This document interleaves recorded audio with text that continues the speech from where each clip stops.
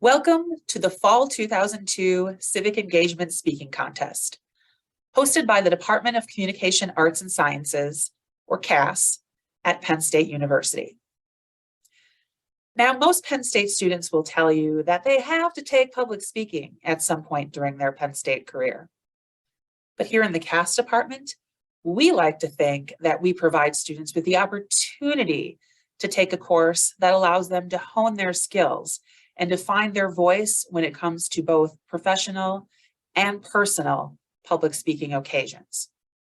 What you are about to see is the culmination of our students' dedicated and diligent work in tackling a social public policy problem that affects us all. Before we turn to the videos of our 6 finalists, I want to take a moment to recognize and thank some of the people who have made tonight's contest possible.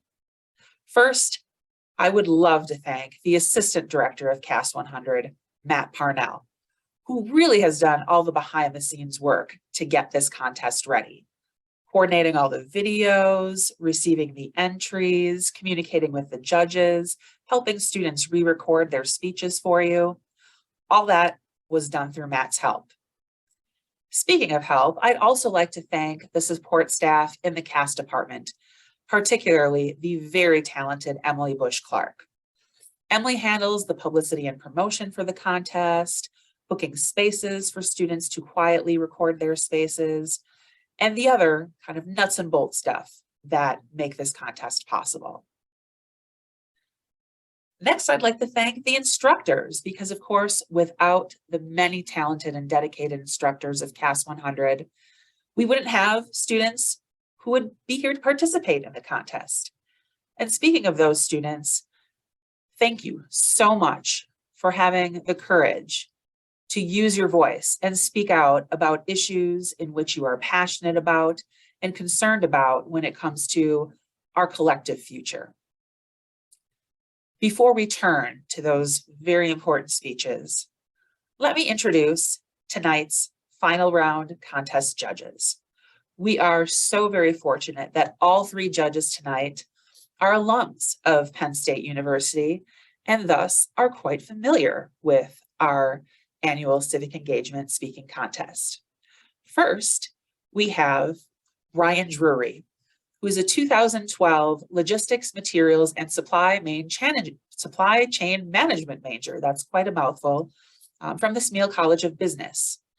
Now, Brian is actively producing content and creating seminars for college graduates that help them employ their communication skills to create videos, podcasts, and other tools that help them build their brand.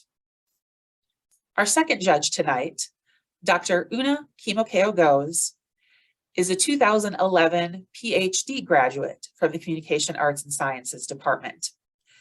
As a doctoral student, Una taught CAS 100 many times and participated in this contest with her students, judging the preliminary rounds.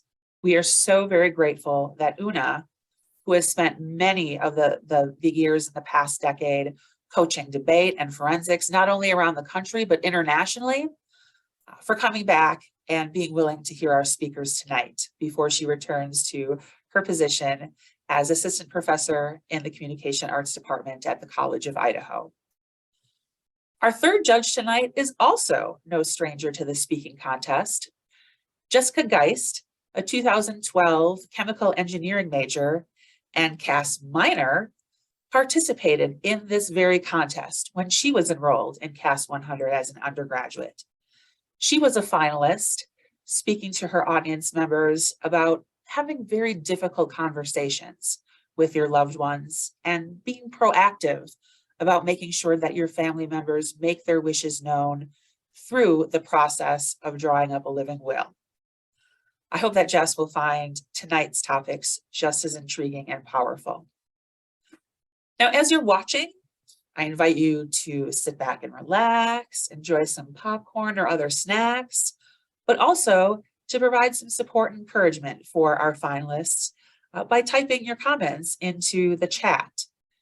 You can also be sure to smash that like button and hit the share button to send the link of these videos to other friends and family members who might be interested. Lastly, following the videos from our 6 finalists, I will return to briefly announce our winners. Thank you so much again for watching, and enjoy.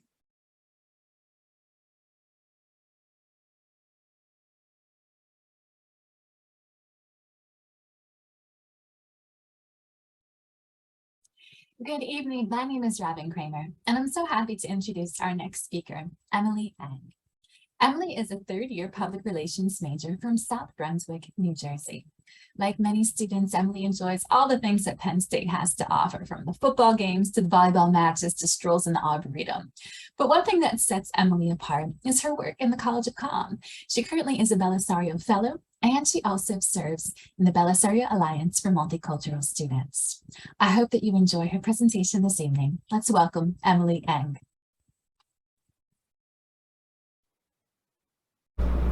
Many of us have some sort of connection to Penn State, and so does this family. These are the Warners, and on our left, we have Ben Warner.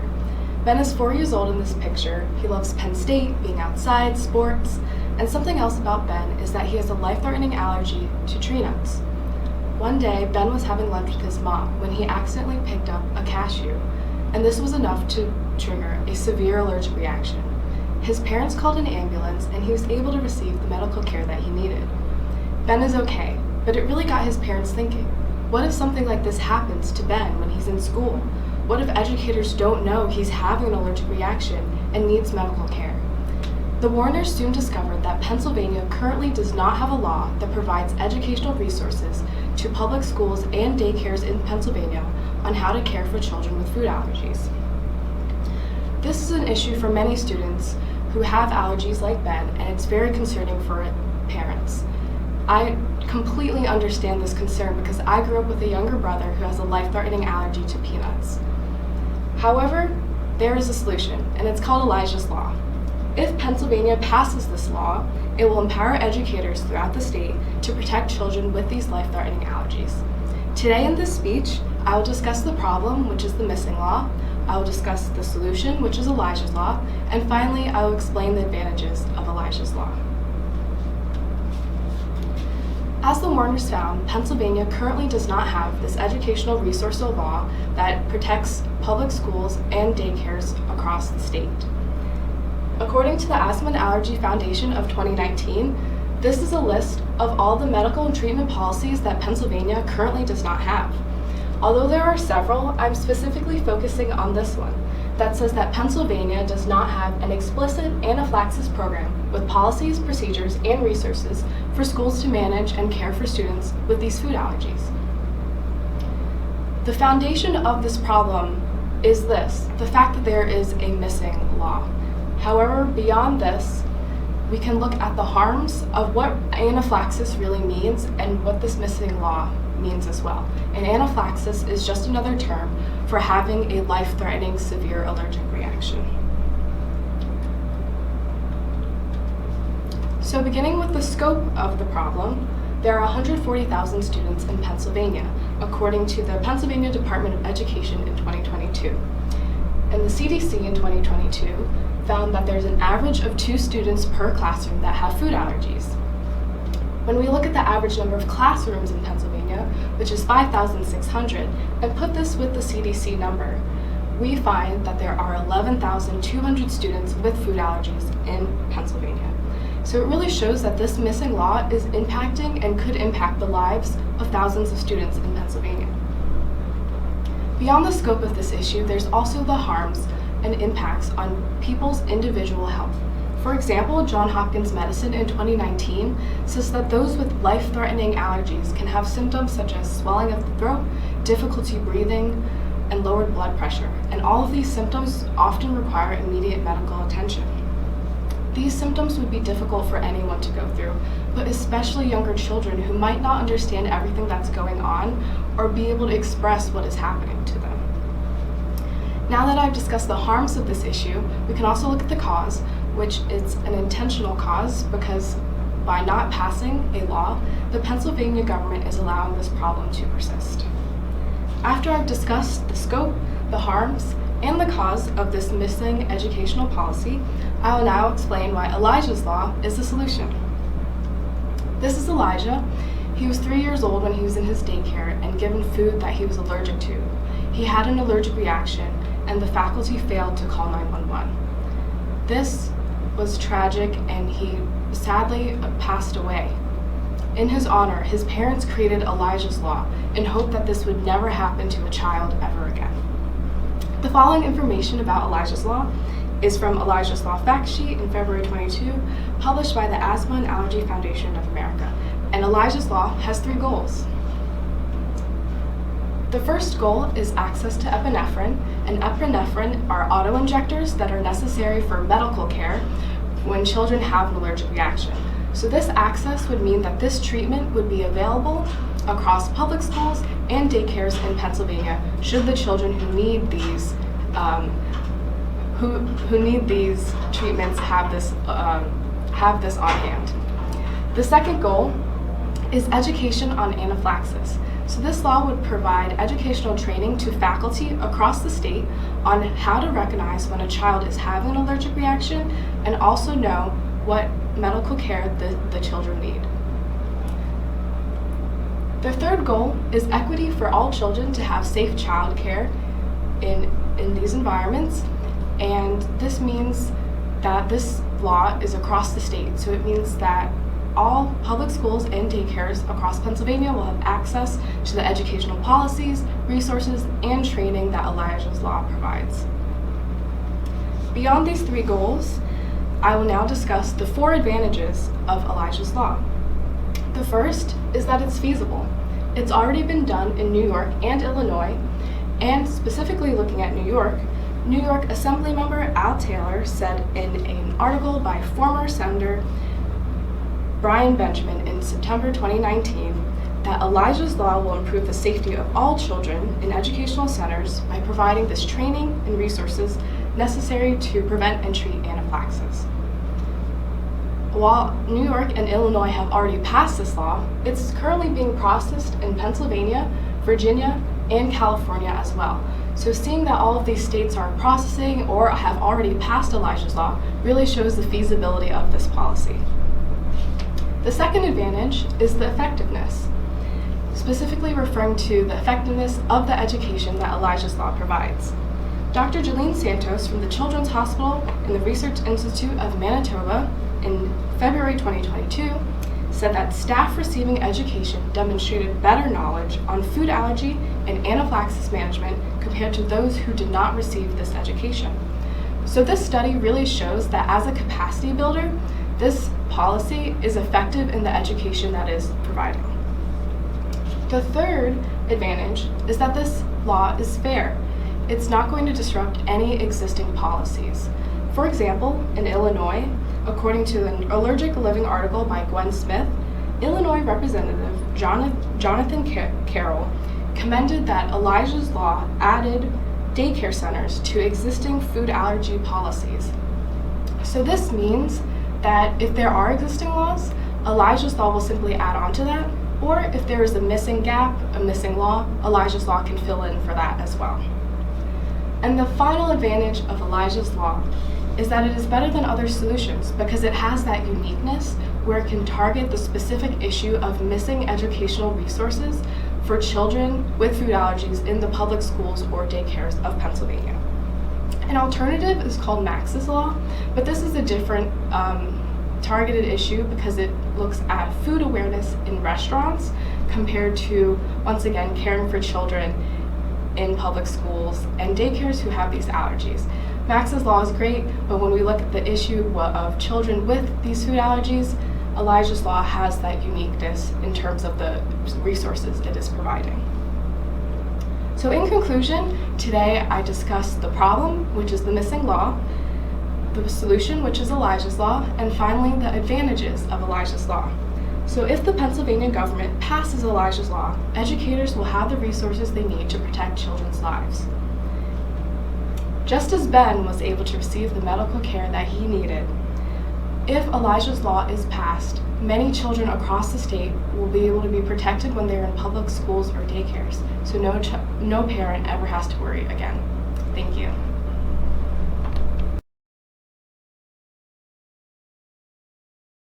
Hi, my name is Vanessa McLaughlin. I'm an assistant professor in the Communication Arts and Sciences Department, and I'd like to introduce to you Serena Knaus, a second-year student majoring in Human Development and Family Studies with an intended minor in psychology. That's a mouthful, Serena. In my class, Serena stands out as a student who shows me she is actively listening and engaged. She smiles and nods her head. Her comments in class and during peer reviews are always thoughtful, insightful, and most of all, supportive. Something that she hasn't always felt from her peers in her life. Maybe you can relate to Serena's story as I did. Listen to her story and listen to her plan to further promote and improve upon inclusivity here at Penn State so that every student. Have you ever walked into a room and felt like you didn't belong? Maybe it was imposter syndrome, or you felt like you were underdressed. For me, it's because I often don't look anything like the other people in the room. This is how many students of color feel when coming to Penn State. Maybe you've never noticed the sea of pale faces, blonde or brown hair, and light eyes. But when you look like the opposite, it's hard not to notice. I was born in China, then adopted and raised by white parents who settled down in a small rural town called Halifax. It was not known for having diversity. So I struggled with looking very different than my white peers, who made fun of my nose and my eyes. Eventually, I learned to accept these things about myself and that my school just wasn't diverse, and that wasn't going to change. When I came to Penn State, I felt ready to take on the world and reinvent myself. However, I never expected college to reignite the fire of self-doubt surrounding my appearance. Although Penn State has tried to be more diverse over the years, students of color continuously feel isolated because there aren't systems in place to promote inclusivity. Throughout my speech, I will show you the adverse effects of a lack of diversity on the mental health of students of color and describe a policy that aims to combat these issues by promoting inclusivity through education. Because of Penn State's largely white population, it's considered a predominantly white institution, or a PWI. Valley, a student-run Penn State magazine, defines it as an institution of higher learning in which whites account for 50% or greater of the student enrollment. As you can see, white students are well over 50% of the population, making up nearly 65% of the undergraduate population, according to College Factual. Penn State's lack of diversity has many adverse effects on students of color. Microaggressions are defined as the everyday, subtle, intentional, and unintentional interactions or behaviors that communicate some sort of bias toward historically marginalized groups, according to Nadal from NPR News. Additionally, Ebony McGee, an assistant professor of diversity and urban schooling at Vanderbilt, says that there are alarming occurrences of anxiety, stress, depression, and thoughts of suicide amongst Black students. And finally, students of color lack a sense of belonging at PWIs. Tori Crops is a Black woman who speaks about her experience at a PWI during her undergraduate years, saying that underrepresentation conveys negative messages that contribute to feelings of being unwelcomed and devalued by the institution. Yes, I'm aware that microaggressions and a lack of diversity have been around forever, but only within the past 70 or so years have there been policies and people promoting change. You might be wondering how this lack of diversity came to be. Well, I believe that it was an inadvertent cause, as Penn State wasn't aware or very cautious about the demographic of students they had admitted. To help solve this problem, I'm proposing a 3-week unit for all first-year seminars that educates students on cultural diversity and inclusion. This unit addresses issues such as microaggressions, and cultural or religious differences.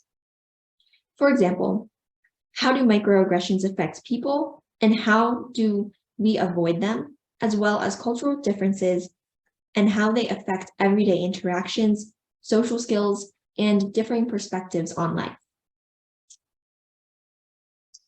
In terms of implementing this policy, I would first bring it to a trusted professor, which is good for me because I am in the social sciences department. Then I would get in contact with the Office of Educational Equity. I realize that this is a big policy because it affects all freshmen and some professors, but I believe it's worth the time to make a change, as less students would face isolation and mental health challenges. One could bring up the counter argument that there are diversity clubs for students of color on campus as well. And I would say that yes, these clubs give students a place to be with other students of similar experiences, but they don't teach white students how to be inclusive. My policy focuses on how we can become more inclusive in everyday life, rather than risking students of color feeling even more isolated by simply putting them into a separate group. Additionally, according to the Century Foundation, diversity in college demonstrates that exposure enhances critical thinking and problem-solving ability, and it improves student satisfaction and motivation, general knowledge, and intellectual self-confidence. As you can see, the lack of diversity and inclusion at Penn State has been an ongoing problem, causing many mental health disparities, and therefore must be addressed. My policy outlines the creation and implementation of a unit that aims to combat these issues. Even if you haven't experienced these problems firsthand, think about those close to you that probably have. Put yourself in their shoes and join me in making this campus a more welcoming, less isolating, and all-inclusive place. Thank you.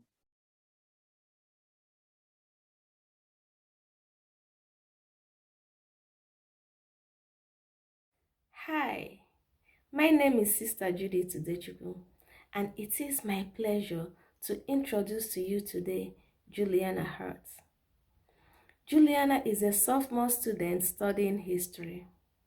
She is from Chester County, PA, and enjoys reading, listening to music, and baking, among other things. Juliana is considering attending law school after her undergraduate degree. The topic Juliana is speaking about today is something that is widespread in our society. Please, let us welcome Juliana Hurt. Hi, I'm Juliana, and this is my policy speech. What is the first thing that comes into your mind when you hear the word corruption? If you're anything like me, you might start thinking about entities like the government or large corporations, where corruption is often rampant and can take many different forms. Today, I'm going to be talking to you about corruption in political campaign financing. This is a problem that impacts everyone in the United States because it prevents our elected leaders from being able to do their jobs effectively. To solve the issue of campaign finance corruption, I believe the US should adopt a policy of limitation, transparency, and fairness. This policy will limit the amount of money that corporate groups are able to donate, require full disclosure and transparency as to which politicians are receiving money from which groups, and finally, create a more fair system of fundraising by giving every American a tax voucher for a political donation of their choosing. To prove that this policy needs to be enacted, I will explain the extent of corruption in campaign finance laws, explain why this problem exists, and finally, why my policy will be a beneficial solution. There are several issues that all contribute to the overall problem of corruption in campaign financing. The first of which being that running for office is expensive. A 2014 Esquire article estimated that a House seat for a single term costs about $1.6 million. So candidates have to raise that money to get into office and then continue to raise that money election after election to keep their seat. Because of this, politicians spend a large amount of their time fundraising instead of doing the jobs they were actually elected into office to do. And because it's so expensive to run, politicians get most of their fundraising money from large corporate interest groups, wealthy donors, and PACs, or political action committees, because these are the groups that can give large sums of money rather than the $10 or $20 that an average American might donate to a campaign. Because of this, politicians are ultimately beholden to their corporate donors rather than the people they're supposed to be representing in office, because they rely on those donors for money to fund their campaigns. Additionally, powerful partisan interest groups can drive the legislative agenda in Congress, again, because members of Congress rely on them to stay in office. There are several factors that have contributed to this corruption becoming so widespread, the first of which being the 2010 Citizens United Supreme Court case, during which the Supreme Court ruled in a 5-4 decision to ban limits on donations to candidates. This led to the rise of super PACs, which are a type of PAC that can raise and spend unlimited amounts of money, so long as they don't blatantly coordinate with a candidate. According to Devin Dwyer and ABC News, in 2010, before the Citizens United ruling really took its full effect, there were 83 super PACs and they spent $63 million on that campaign. Now compare that to just 6 years later in 2016, there were over 2,300 super PACs and they spent $1.1 billion on that election cycle. So clearly we can see how super PACs are impacting how we elect leaders into our government. And super PACs are problematic because the funds donated to them are harder to track the source of, and therefore it's less visible to the public who is actually funding our politicians. Additionally, according to CNN, super PACs tend to run more negative advertising, so they're contributing to that toxic climate as well. In a Politico article, Professor Richard Hassan reasons that lawmakers who are worried that millions of dollars will be spent against them will either try to appease these interest groups or align with other groups to counteract that money flow. This all creates a conflict of interest for legislators to actually do their jobs effectively. In 2020, a Pew Research Center survey found that 3 out of 4 Americans, both Republican and Democrat, supported, quote, limits on the amount of money individuals and organizations can spend on political campaigns. Only 20% of people said that everyone should be able to spend as much as they want with no limitations. So clearly, we need to fix this problem, and Americans support fixing this problem of corruption in campaign financing. That brings me to my solution. My policy includes several steps that will all help ease the burden of this corruption in our system of government. First, there should be limits on the amount of money that corporate groups and wealthy donors can give to candidates, because no person or group should be allowed to buy a politician. Secondly, there should be full transparency as to who is funding our elected leaders. That way, Americans will be able to clearly see and call out their leaders if they believe their donors are negatively affecting how they're voting in Congress. Finally, all Americans should be given a $50 to $100 tax voucher for a political donation of their choice. This way, candidates will have to appeal to average citizens for money, not just the wealthy. This will also help average citizens be able to run for office themselves, as they will have a way to fundraise, even though they don't have the connections of a lifelong career politician. According to an article by Julia Holtz in MIT Technology Review, when Seattle implemented a similar voucher policy, it increased the percentage of the electorate that donated to candidates. And additionally, 4 out of their 9 first-time city council candidates said they wouldn't have even bothered to run if not for this voucher program. Overall, corruption within political campaign financing is a severe problem in the United States, creating unfair election campaigns and preventing our leaders from being able to govern effectively. By implementing limits on donations, requiring full transparency as to who is funding politicians, and giving all Americans tax vouchers for their own political donations, we can create more fair and principled elections. Sometimes corruption is seen as such a widespread and pervasive problem, people think there's no point in even trying to fix it. However, like all large problems, corruption is something we can solve one step at a time, and I think my policy is a great first step. Thank you.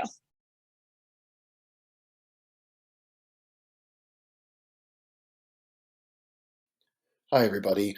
My name is Josh Friedberg, and I'm here to introduce Dhruv Chandramani's speech on the Ganges River and the water pollution in it.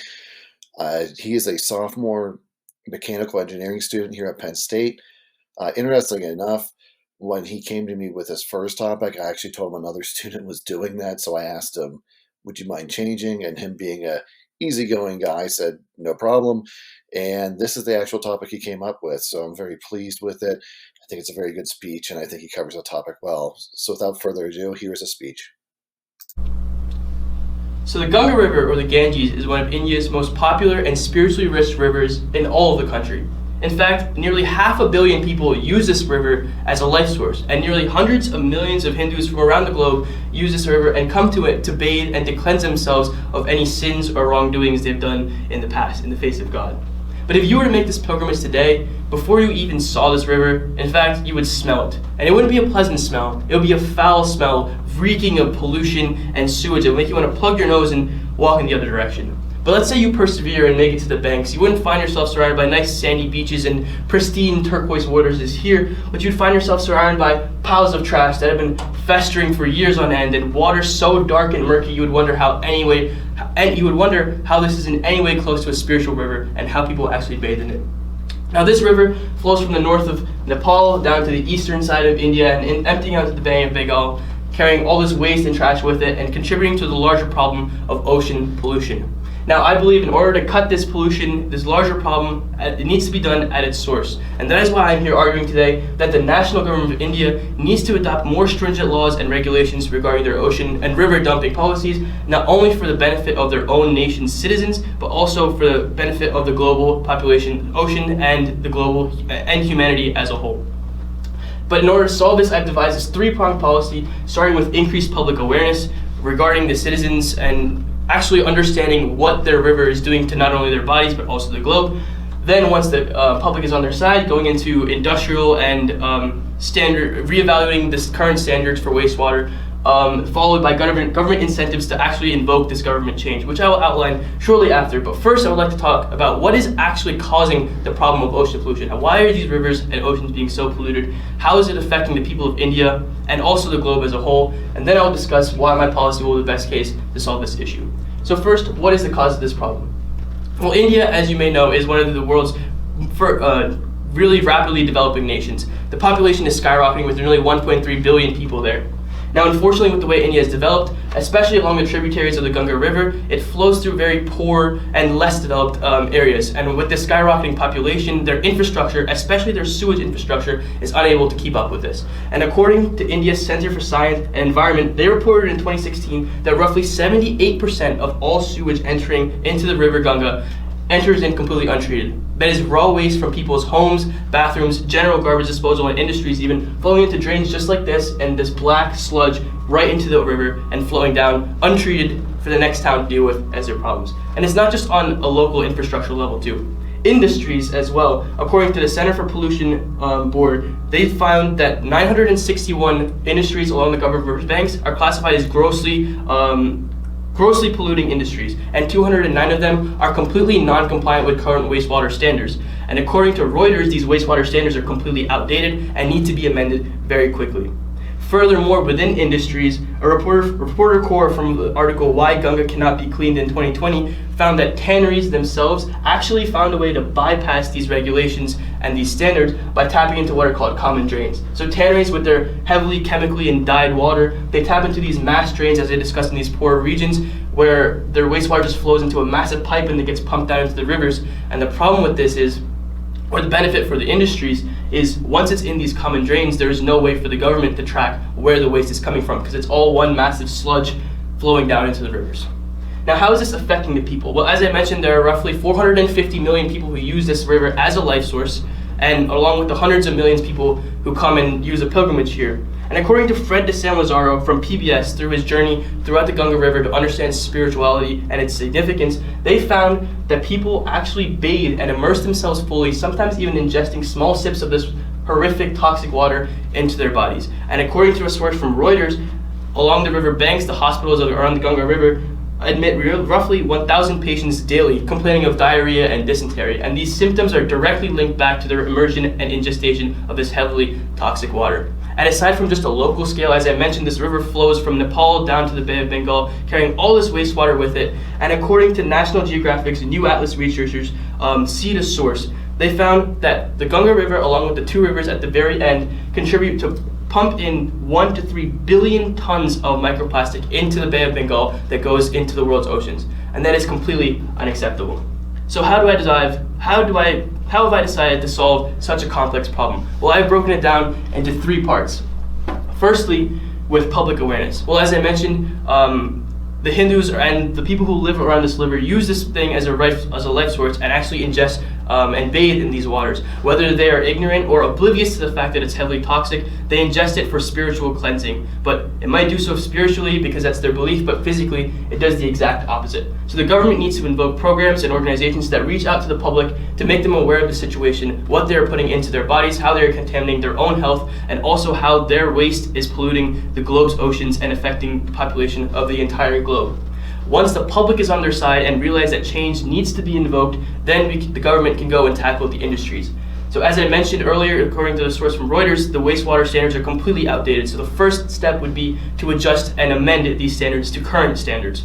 Once these standards are met, they need to be enforced onto every industries, tanneries, power plants, everything. And the government needs to invoke this by routinely sending engineers and biochemists to examine these industries, make sure their wastewater and dumping practices are up to standard, and they're doing so. Along with industrial regulations, the budget for updating infrastructure, especially sewage infrastructure, needs to be expanded upon so that working from the very top of the river down to the very bottom, from the poorest nations, the infrastructure for sewage needs to be changed and upgraded so that they account for the 78% that is completely untreated going into the waters. That number needs to be brought down to 0. Now, to further incentivize this, the final prong of my plan is government incentives. Now, government needs to incentivize these industries to make a change. What is it in it for them? So maybe it can come from a form of tax breaks if the government, or if the industries are trying to adopt greener and cleaner practices, they can offer tax breaks for them. And maybe even the government can advertise for these companies themselves.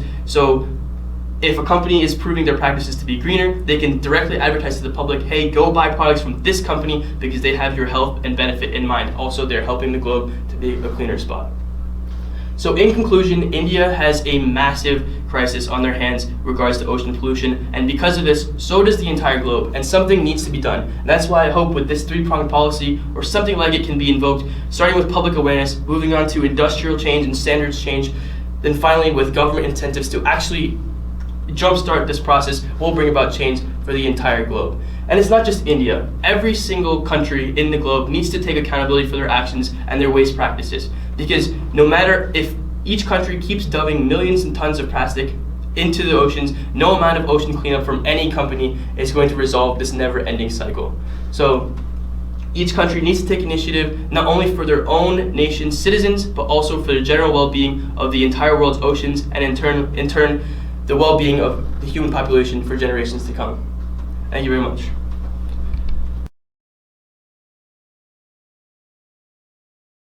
Hi, my name is Vanessa McLaughlin, and I am an assistant professor in the Communication Arts and Sciences Department. I'd like to introduce to you Russell Harrison, a third-year poli-sci major. As a student in my class, Russell stood out as an engaged and active participant, not just during regular class days, but especially on student speech days. Russell always offered words of encouragement to his fellow classmates, and he was always the one applauding the loudest or giving them a little fist bump as they left class and a good job accolades. So Russell, from me to you, here's a little fist bump, and join me in some virtual loud applause as Russell shares his vision to wean Penn State off of fossil fuels and power up Penn State through nuclear energy.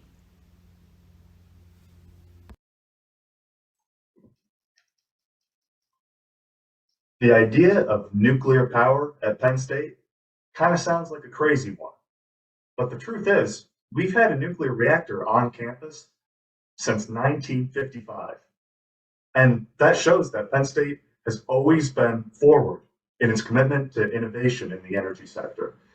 Unfortunately, we still rely really, really heavily on fossil fuels. According to the Office of Physical Plant, in the 2019-2020 fiscal year, All Penn State campuses burn through over 2 billion cubic feet of natural gas. That is a lot of fossil fuel. As a current student, it's really concerning to me. However, as a former nuclear engineering major, it demonstrates a really big opportunity. I think Penn State should commit to installing a small modular nuclear reactor at the University Park campus. I'll talk a little bit more about what Penn State's doing, why I don't think it's enough, what small modular nuclear reactors are, and why they'd be perfect for Penn State.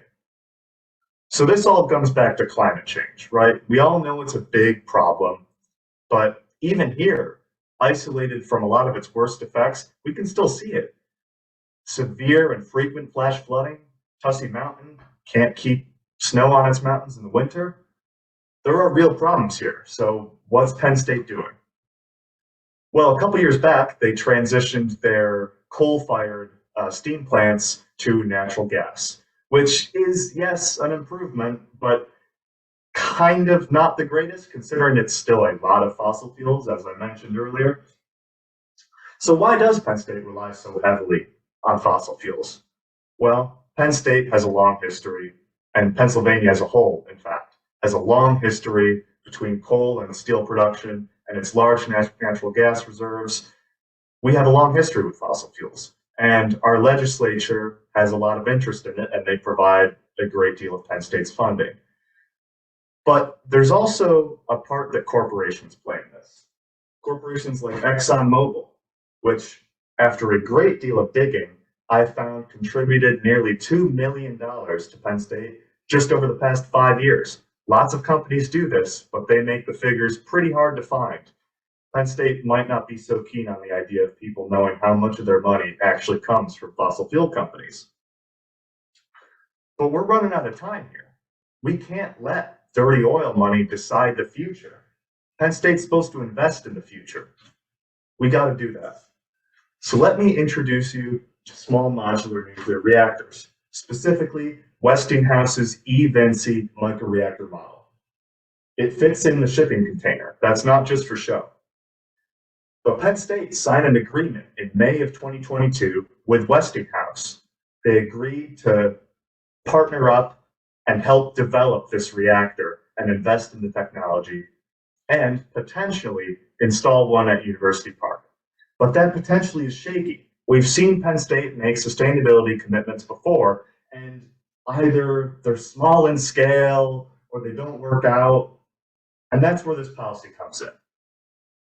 My policy would mandate that Penn State would have to make a written, solid agreement and commitment to install a small modular nuclear reactor at the University Park campus by 2025, or at least start installing one. And if you're a risk analysis person, you're immediately scared by this, and I completely understand. What would need to happen in this policy is there would be off-ramps. Say we didn't get permission by the EPA, something like that, then Penn State could, of course, back out of the deal. We're not looking to wreck the university here. We're looking to move it forward. So the critical aspect here, though, is that Penn State can't back out if everything goes to plan. That's what this agreement is all about, making sure that if Westinghouse does their part and we clear all the hurdles, that Penn State can't back out. This is something that definitely will happen. And a binding commitment like this can get started by beginning the government review processes through organizations like the EPA and the Nuclear Energy Regulatory Commission. So putting these gears into motion will give the project the momentum it needs to start moving forward here. But let's not get ahead of ourselves. We need to talk about why this technology is great for Penn State. And we'll start with history.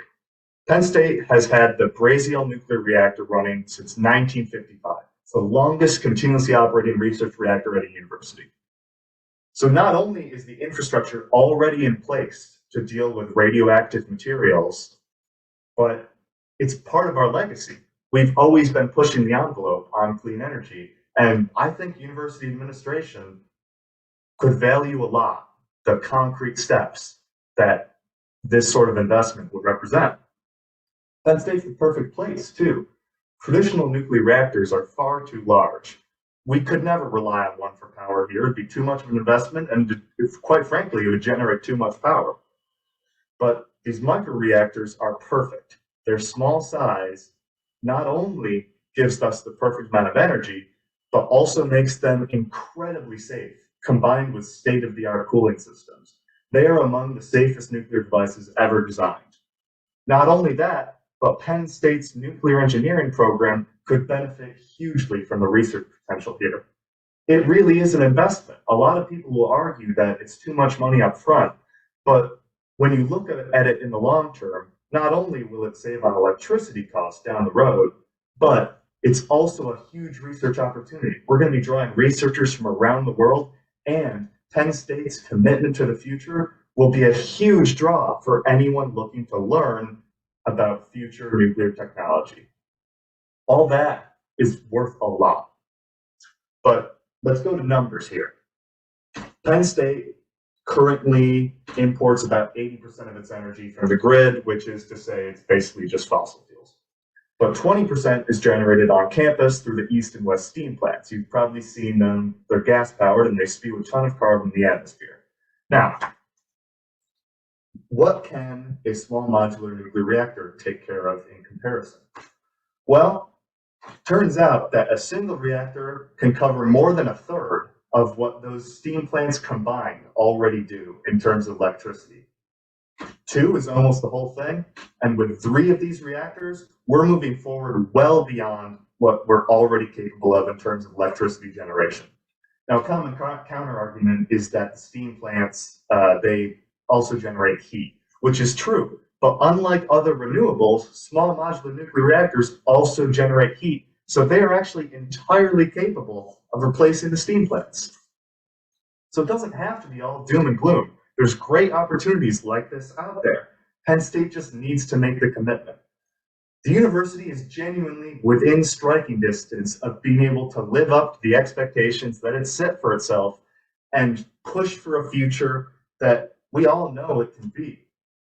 Maybe it's not the simplest in the world. Maybe it's not convenient or necessarily easy, but I would argue that it's as easy, simple, and convenient as it ever will be again. And I think that's all the reason we need to commit. Penn State needs to invest in the future because that's what it's always been all about. Thank you.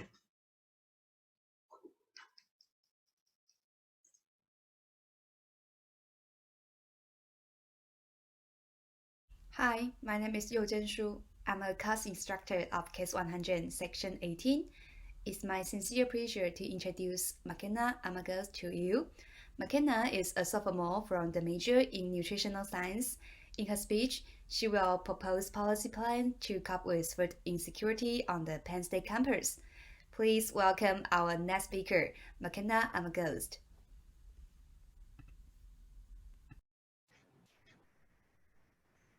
Did you know there are students all over campus here at Penn State who go hungry every day? There are students whose struggles to find meals go nearly unnoticed in a campus with over 45,000 people.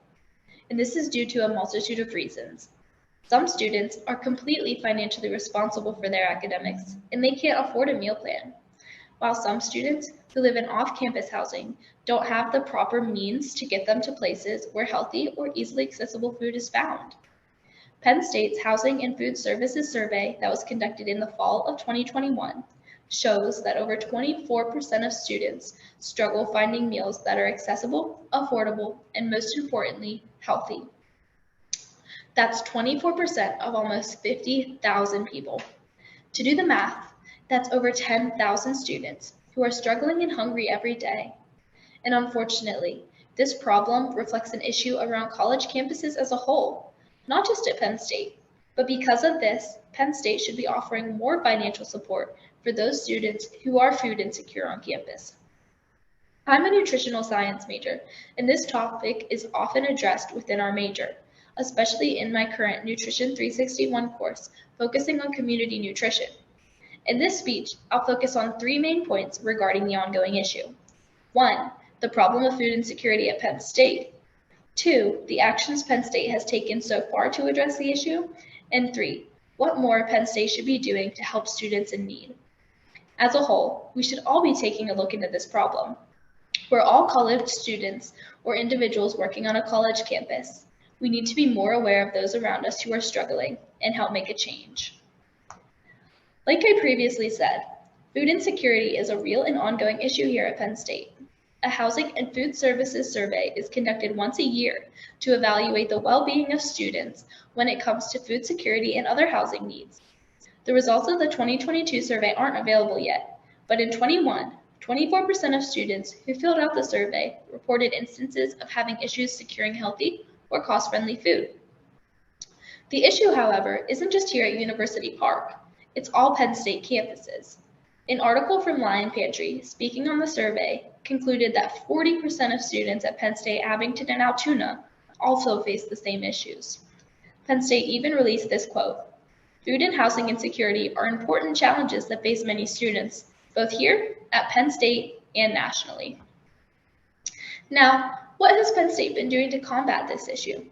Penn State participates in an act entitled Swipe Out Hunger. This takes place during the end of each semester and also a week, November 12th through 20th, which is Hunger and Homelessness Awareness Week. With Swipe Out Hunger, students can choose to donate a portion of their meal plan funds to the Penn State Student Emergency Fund. This positively helps students at all Penn State campuses, not just University Park. Leanne Lentz, the Assistant Director for the Student Care and Advocacy, which administers the Emergency Fund, stated, "It's impossible for students to focus on their education when they're spending time worrying about where they're going to get their next meal. We want students to know that there are resources available to support those basic needs." She also reports that in the spring of 2022, Penn State raised more than $30,000 for the fund. Penn State also created the Lions Pantry, which is an on-campus food pantry here at University Park. Lion Pantry reports to serve around 50 to 60 students per week, but they saw a great increase in those numbers during the COVID pandemic. The pantry is always accepting volunteers and works with different clubs and organizations on campus to help combat hunger. The downfall is that it's only available here at University Park, when we know that all Penn State campuses have this issue. And unfortunately, not many students on campus are aware of the Lion Pantry and its benefits. Out of the 10,000 students who are reported to face or have faced food insecurity, the Lion Pantry only serves 50 to 60 a week.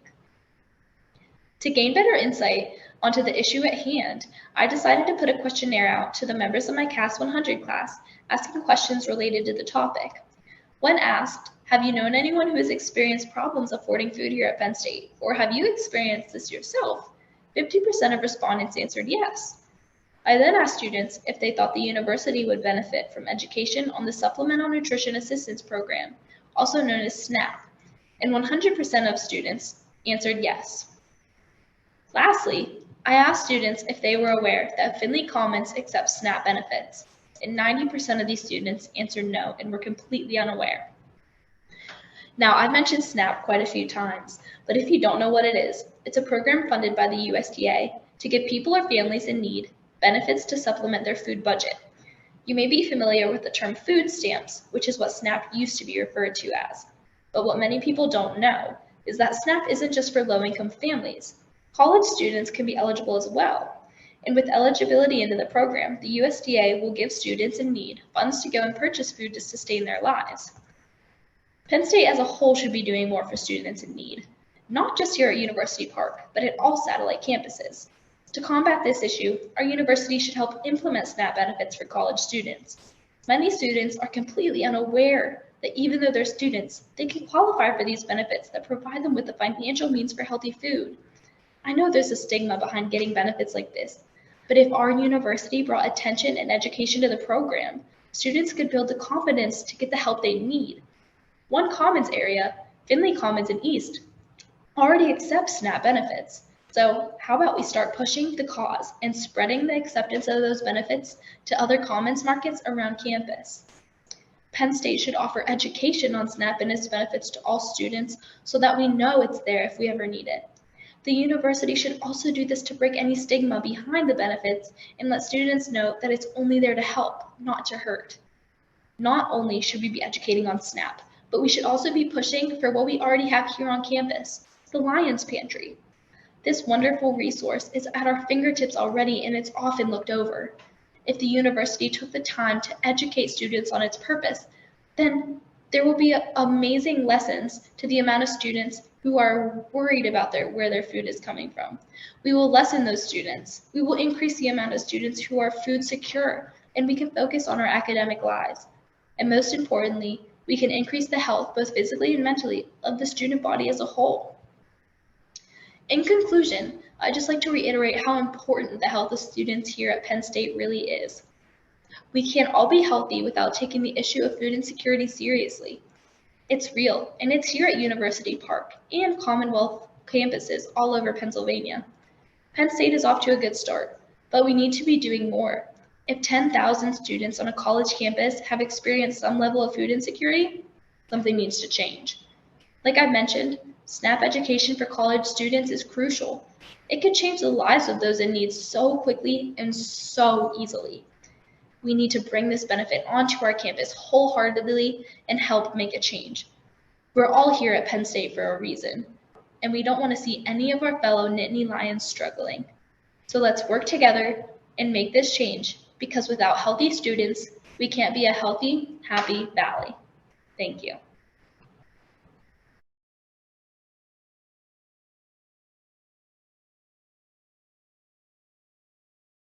Once again, thank you so much, and congratulations to our 6 finalists for being so willing to use your voice to talk about an issue that's not only important to you, but of vital concern for our entire community.